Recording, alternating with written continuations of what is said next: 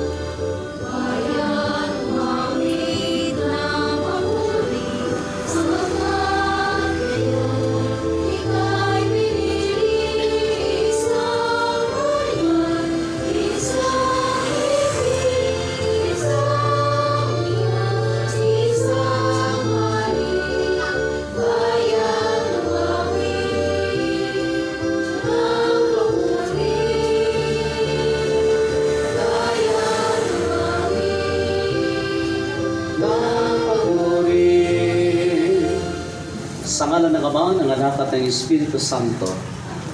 Sumainyo ang Panginoon. At sumayin niyo rin. Sa ating mga pagbasa, malinaw ang pagpapatutuo ng Panginoon na Siya ay Diyos ng lahat ng tao at ng buong sanlibutan. Nang pagalingin niya sina Ama na taga-Syria at ang Samaritanong kitungin. At hindi po ipinagdiriwang sa linggong ito ang linggo ng mga katutubong pamayanan at pandaigdigang araw para sa pag-alis ng matinding kahirapan.